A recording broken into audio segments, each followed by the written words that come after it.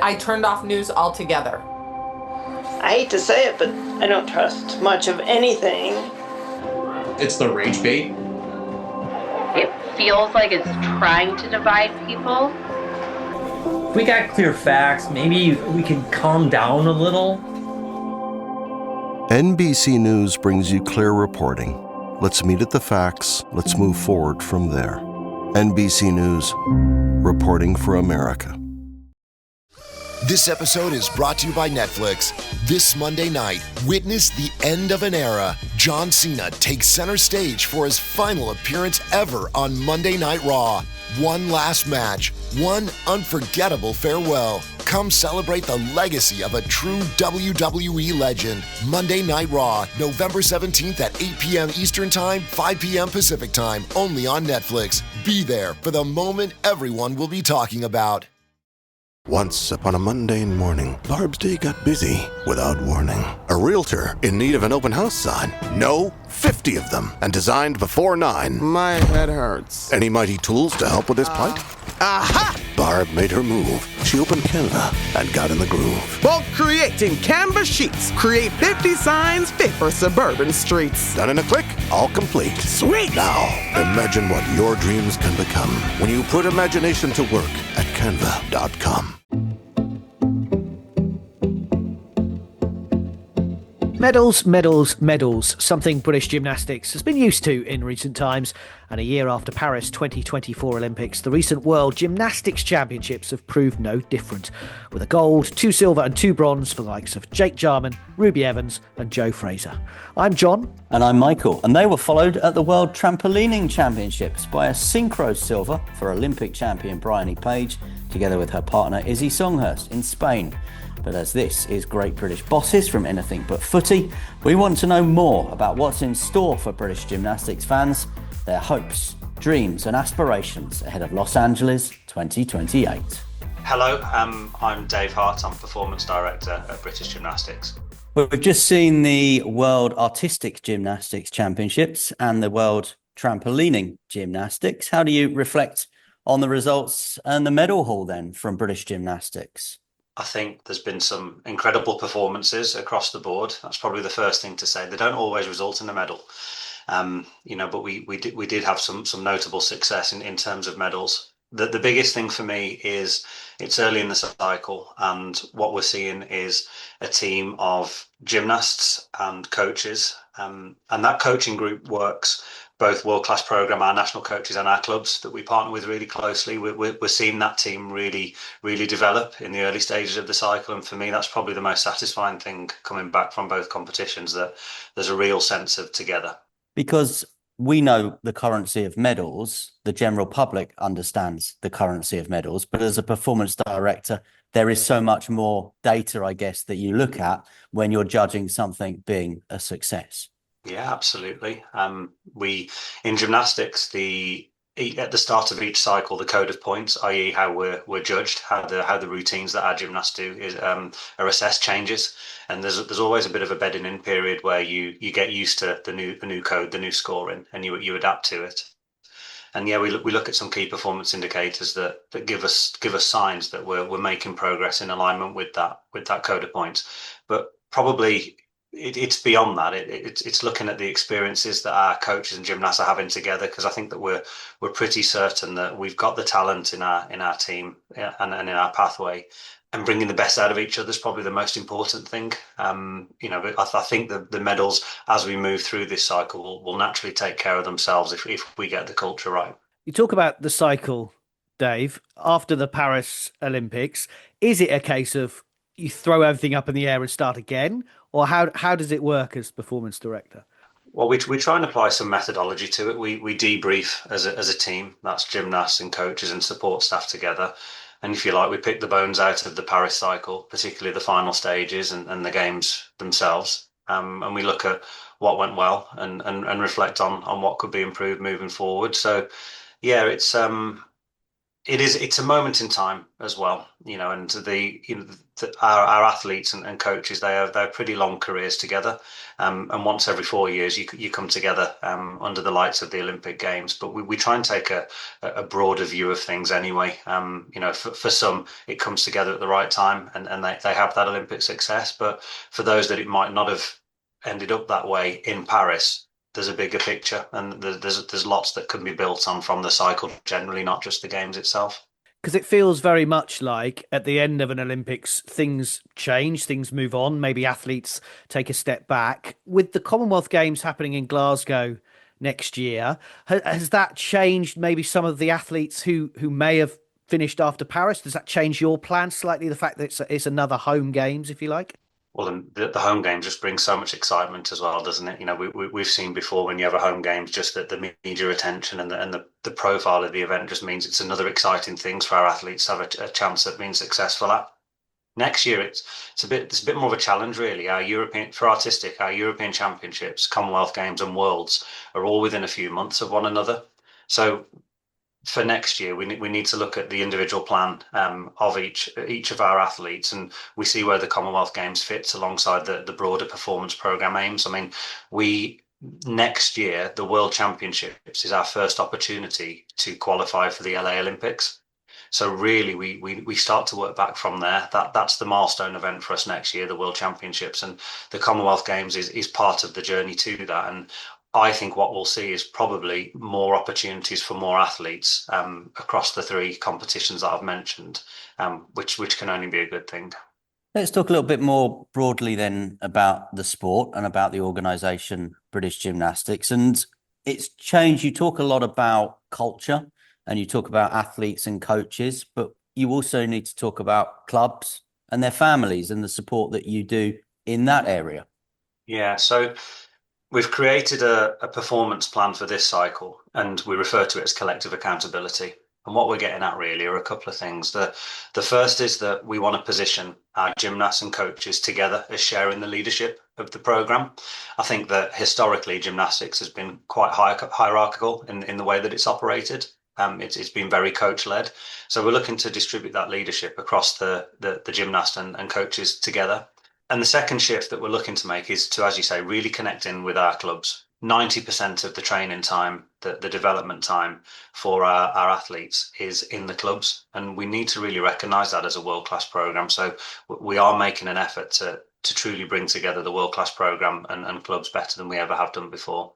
Is it a challenge? Is it tough to undergo a bit of transformational culture change? Well, in short, yes. But it's also really exciting. It's an opportunity. What we're looking for is it's across the board, just better experiences for all the people involved in our programs. And as I mentioned, the results we think will come as a natural consequence of creating that environment. So yeah, it's a challenge, but it's a really worthwhile one. And we are seeing already that there's some really positive moments and some success stories which reflect that we're moving in the right direction. And as a performance director, Dave, how much do you liaise with the clubs and with the families? Some might think you would just liaise with the elite athletes, but how does it work? We're set up right the way from when a young athlete enters our pathway that we connect with our parents. As I mentioned, the majority of time is back in the clubs that the athletes spend, but the vast majority of the rest of the time is with the family. So we do consider all of the people that I mentioned, whether it's clubs or back in the family environment, is absolutely integral to our success. So on a regular basis, we do have contact. Me personally, we've got a program across 9 disciplines in gymnastics. We've got around 450 athletes on our program, so it's a pretty big piece of work. And for me to have direct contact with them all wouldn't be a sustainable thing to try and do. But we have got an excellent team that are in regular contact. And we're constantly trying to find more ways to do that even better as we move forward too. And I suppose then that changes, your role kind of changes slightly when you take a team, say, to Indonesia for the World Gymnastics Championships, which you just did. Do you then have a bit more relationship with them, with the coaches as well? Yeah, so I mean, you've summed it up pretty well there. At times it's a really broad role, and then it goes really focused for a period of time. The world's been a great example. But in terms of how we connect with the clubs and with the parents, I mean, for example, we had a WhatsApp group for the families at the Artistic World Championships, and that was something that myself, our chair and CEO were part of, so we could have regular contact with the families. And the coaching team at the World Championships in Jakarta was made up of national coaches and club coaches coming together as well. So that theme of connecting better with families, connecting better with clubs, is something which, even when it gets to the very pointed business end of what we do, is something which we try and work to. An excellent example there of how you're supporting your people, if you like, in the change, in the reform. Let me ask you, do you have a standard working week? Do you have a 9 to 5, a routine that you follow, or is it the old cliche of every day different? It is the cliche of every day different. I think that a typical day will see me check in with our leadership team. My role really is to line manage a performance leadership team of head national coaches, head of pathway, head of performance support, which is science and medicine, and head of operations. And they then execute the plan, really. My role is more of a strategic one, but it's all about people. And the detail of the technical performance is left to the experts. And my job really is to ensure that those people I've mentioned and our wider staff have got the support they need, the environment that they need in order to deliver on their roles. But it is so varied. Naturally, when we approach a major competition, I lead a selection process that we have the teams available to compete with the best in the world. But it's very much a broad strategic role with a big focus on how our people are experiencing it. And you have kind of touched on it in terms of your role, but can it be difficult not to have that maybe day-to-day contact with some of those names that you then really, as you said, focus in, hone in on when it comes to the major events like an Olympics, Commonwealth or World Championships? Yeah, and as many touch points as I can throughout the year, I try and develop a relationship with all of the individuals that might be selected, whether coaches or the athlete cohort, so that I don't feel like an unfamiliar face when it gets to the competition time. And we do have, we host national camps at Lilleshall on a fairly frequent basis, and I make sure that my working weeks align with that, so I can pop into the gym and say hi to the people. I think it's fair to say, Dave, that while you've been at British Gymnastics and CEO Sarah Powell, it's changed incredibly. Has the sport changed across the world as well? Is it growing in the right way culturally? Yes, as a broad statement, I think there are examples of practice that we wouldn't want to emulate in our country that we do see on the world stage. That's not to cast any judgment, but we just have a way of work that we want to move forward with. We are now, as a national programme, very gymnast and coach centred, people centred. And when I look to colleagues in other sports, I know that their organisations are moving in the same direction. I think unanimously we recognise that historically, not in all cases, but in some cases, there's been a power dynamic that has been inappropriately utilised. And we want to be really clear now that all of our people, no matter whether they're young, they're old, whether they're coach, gymnast, or a member of the support team, they all feel valued. They all have a stake in this, and they absolutely all have a say in what they experience on a day-to-day. We were, for example, sat across a table with some colleagues of another leading nation whilst in Jakarta, just having a conversation around the ways in which we're set up, and they're saying the same things. I think that the sport has had to modernise, and I think it's doing so. And pleasingly, we're seeing the levels of performance still reach the heights and still be stretched. I think there's evidence that we're gaining all around us all the time that actually you can have positive experiences or empowering experiences and absolutely incredible performance standards still on the international stage.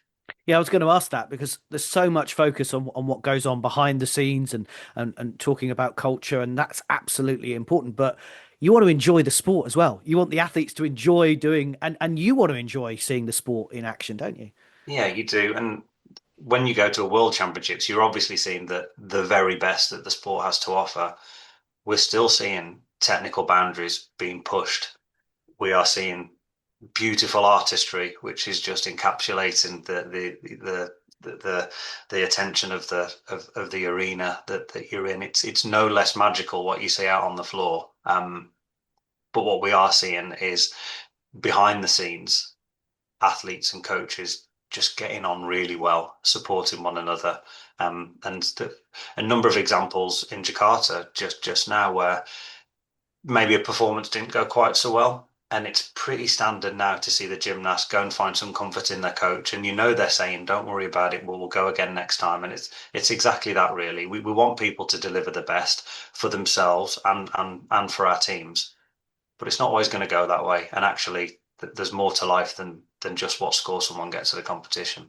And that, I guess, is what UK sport are saying as well, aren't they? For people that perhaps don't know, and I suspect most people listening to this podcast do know, they're the government agency that fund elite sport at Olympics and Paralympics, but they too have changed with their medals and more strategy, for example. Yeah, I mean, there's absolutely no doubt whatsoever that since the inception of UK sport and the funded system for athletes and world-class programs, that Great Britain has become a force on a world stage.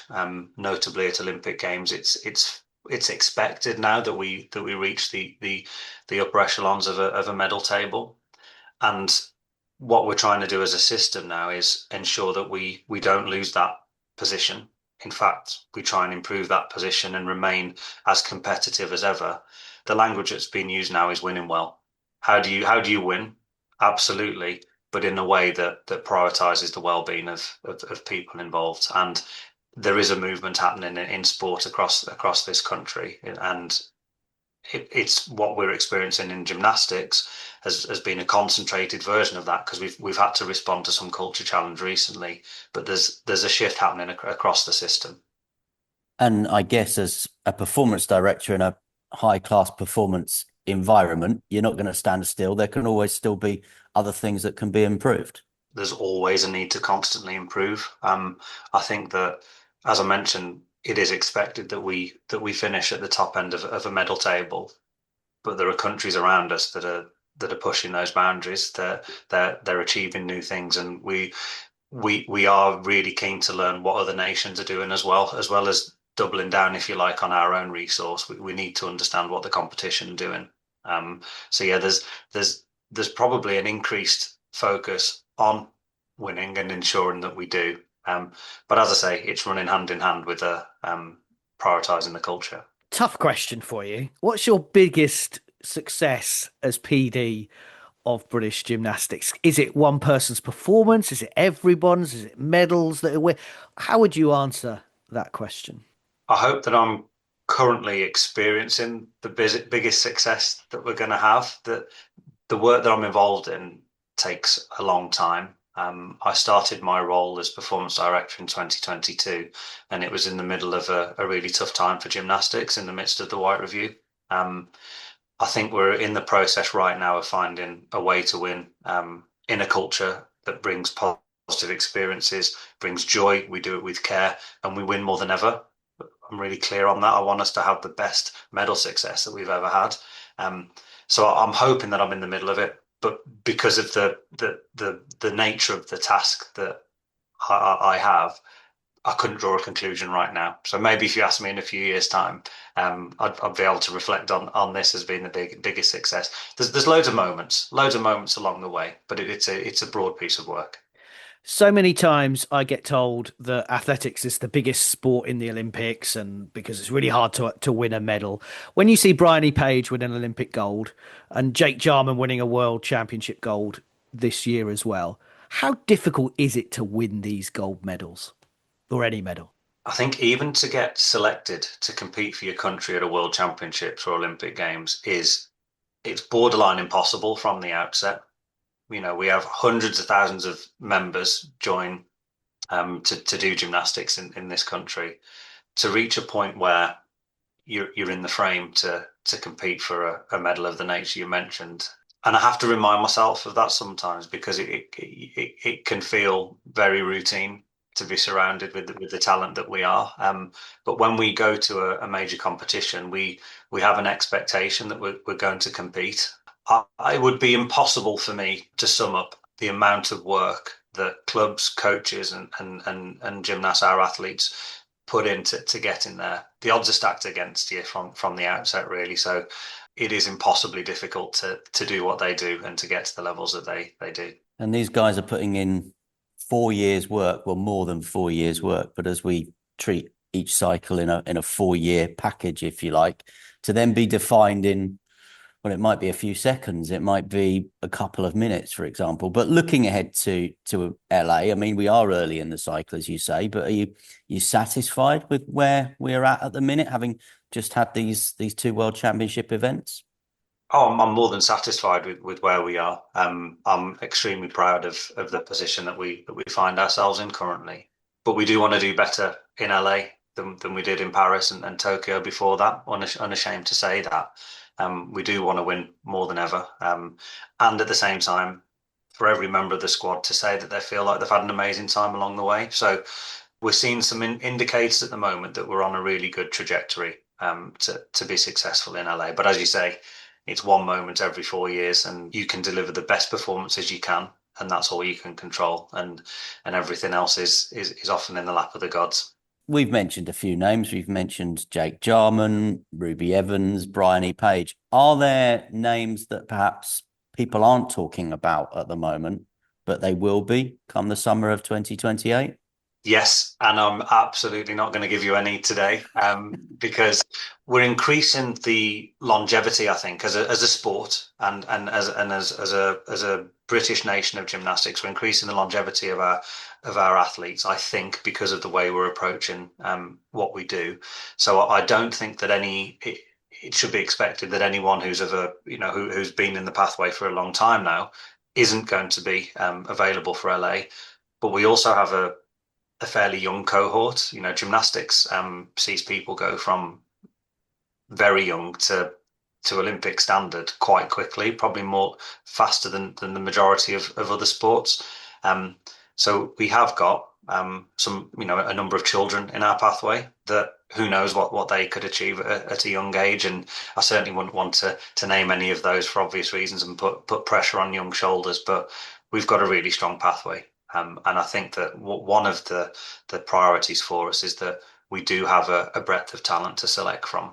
So final question, and on LA, the fact that America is such a massive nation for gymnastics, does that make it even more exciting? I know Paris was great, but gymnastics is so integral to the USA. It is, and I think that we see that in the scheduling for the Olympic Games, that gymnastics is going to be prime time television. I could probably be fact checked on this, but I think that it is the priority sport in terms of media coverage, and I mean that just makes it really exciting for us. And it also means that there'll be a lot of attention. The stadium will certainly have a lot of noise going on, and there'll be an awful lot of distractions. And part of our plan is to maybe see how we can expose our teams to those kind of situations. But it's probably going to be a level of noise that we've never experienced before. We know Americans do things at a greater noise level than most other nations. Maybe if we do well, we might be able to quieten them a little bit in the arena in LA when it comes to it. Well, you say it's early on in the cycle. It is, but it will soon be here. And as you say, the first chance to even qualify coming up next year. It's going to be exciting times. We can't wait to see how you guys do. Dave Hart, Performance Director of British Gymnastics. Thank you so much for talking to great British bosses from Anything But Footy. Thank you.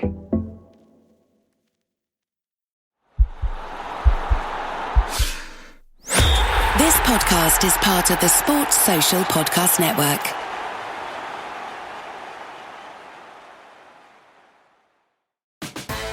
You'll get more than you expect with McValue at McDonald's. So when you've spent too much on a night out, get deals on the after party. When you've got date night, get deals on favorites that'll make you their favorite. And when you've got family for the weekend, we've got breakfast. Buy one, add one for $1. Now with Sausage McGriddles and other breakfast favorites. Price and participation may vary. Cannot be combined with combo meal. Valid for item of equal or lesser value. Ba-da-ba-ba-ba.